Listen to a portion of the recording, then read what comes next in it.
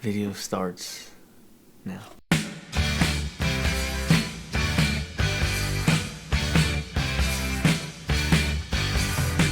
That was what caught my attention to begin with. He had so many questions for me and about me. Man, like, she is the easiest hang and the most beautiful woman.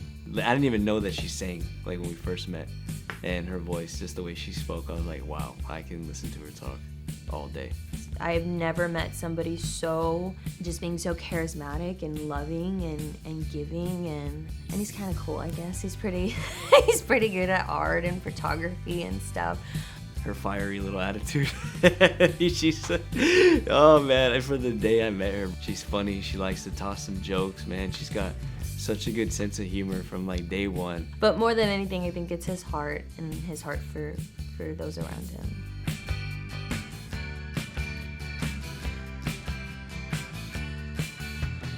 We actually met.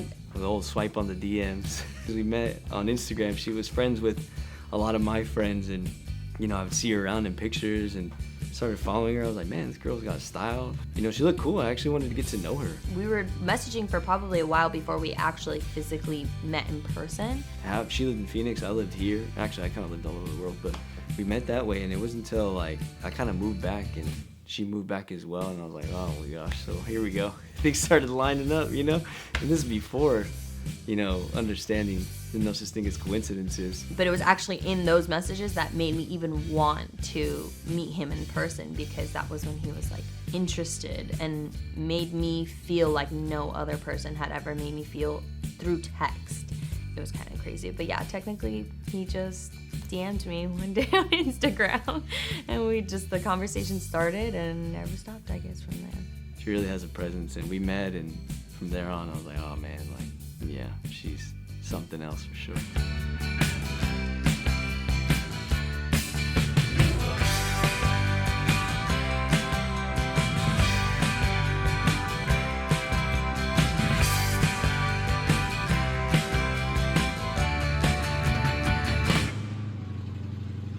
You know, first date, I was like, you know what? She was such a simple person that I always appreciated about her. You know, talking about the easy hangs, like, she was so simple. You know, she wasn't complicated. She was really down to earth. That was the things that I enjoyed most about just talking to her. She was easy to talk to. Well, our very, very first date was at Jarochos, which is a little taco restaurant on 24th Street and Pacific Avenue. It took a while. We were like talking for like a year and never took her out as a date.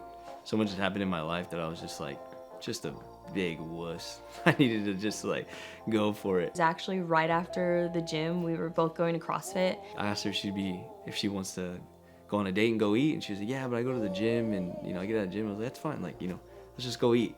Actually, I was still in my gym clothes. I didn't even go home or shower or anything. He just picked me up in the Chevy Blazer that they have here. I had a feeling, I was like, man, this girl's special, man. So I was like trying to make some memories, and I was like, you know what? I was like, Dad, can I borrow your blazer? Like, I'm gonna take a girl out. It was super casual, but it felt so natural. And I'll never forget, he carved my name on the cup, because they have the foam cups, and him being the little artist that he is, he's carved my name on it, and it was super sweet. Just love that, you know, we were able to do that because it was special to us. And even now, like, there's so much charm in what we did, and thank God that we were able to do that. And it's so special because we love to just be like, Jarochos, and yep.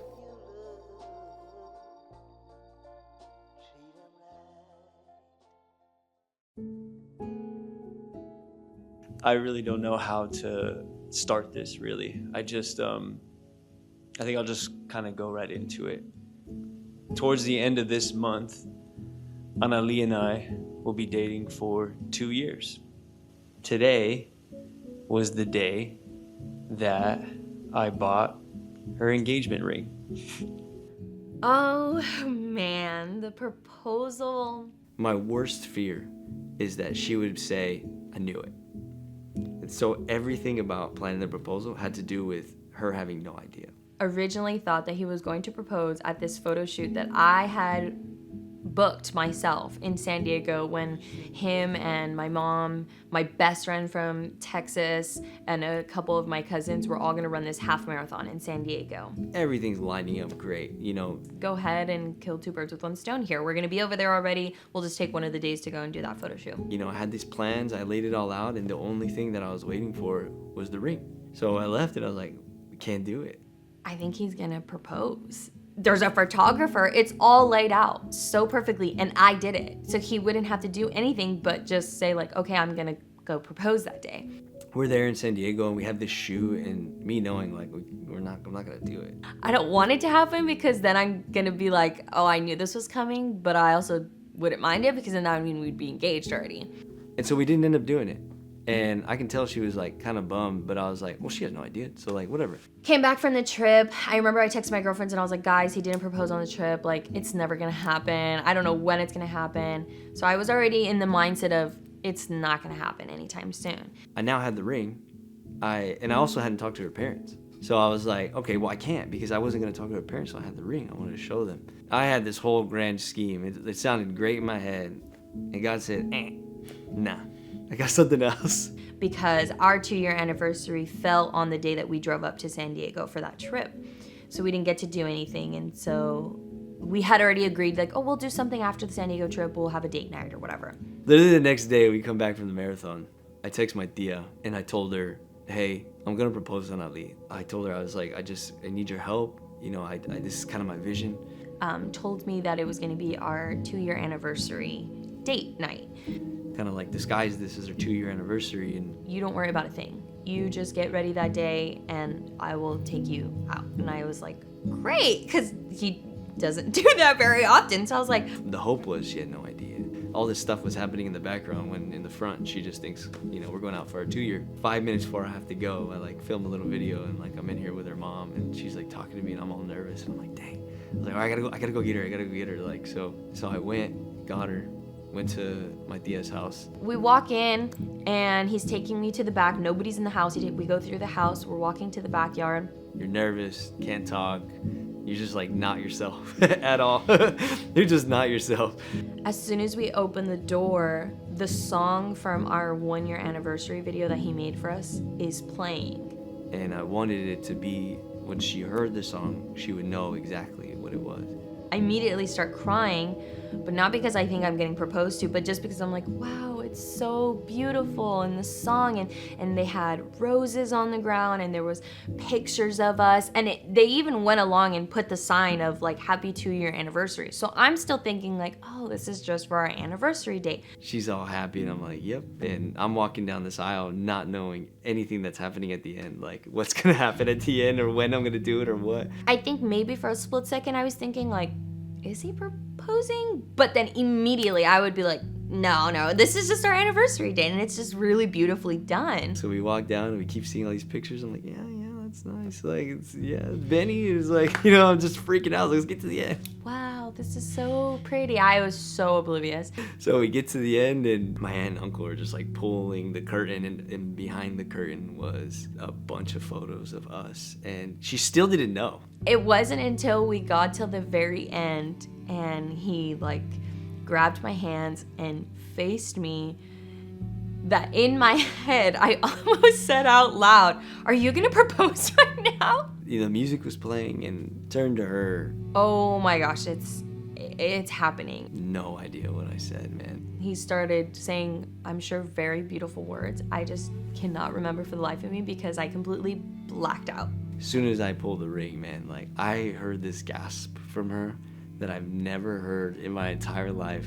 Goes down on one knee, gives me the ring, and I'm still like in shock. We're crying. And the emotions just flood through me, bro, where I was just like, the adrenaline, the excitement. I was like, oh my gosh, man, like nothing beats that day. I just remember feeling this joy that I cannot even explain. And to this day, both him and I talk about it all the time of like, it was the best feeling in the world, man. Like a new leaf had turned and we were starting a new chapter and everything changed after that day. And it was a moment that we had been talking about, dreaming about. Hugging, she was crying. She was like, you got me.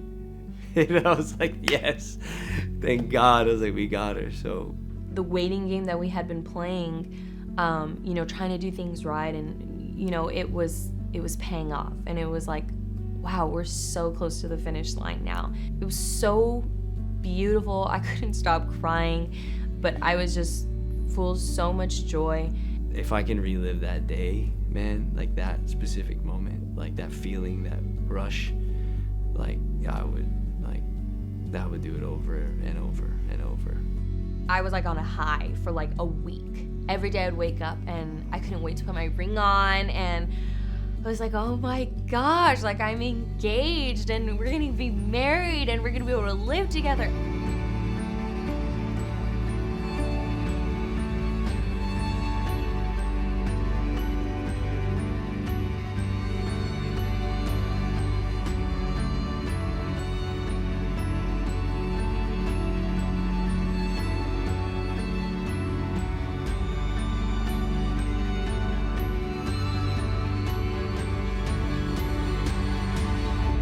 If there's one thing I could tell him, it's that his mom would be so proud of the man that he is today. I know his mom is rejoicing right now, seeing the man that he's become, the God-fearing, loving, caring, serving man that he is, and that I will always be here right by his side through it all. Yeah. I thank you for having faith in me, believing in me, and guiding me to somebody that I never imagined I could be. I thank you for being so patient with me and trusting me. And I promise that every day that I live, that I will show up for you. I will be here for you. And I will love you the way that you deserve to be loved. And I just pray that every single day that I have with you, that I cherish it like it's our last. I love you, Birdie.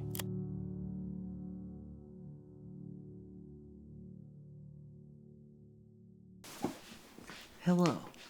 Hello. You're probably sitting at our wedding now, thinking, wow, what a great video. What's gonna happen next? When are we gonna eat? The line's too long. It's hot. There's bugs. And they're amazed at how beautiful the wedding looks. Are you? Do you like it? Are you having a good time? Enjoy the favors. They're little fans. So we haven't walked out yet, done the dances yet.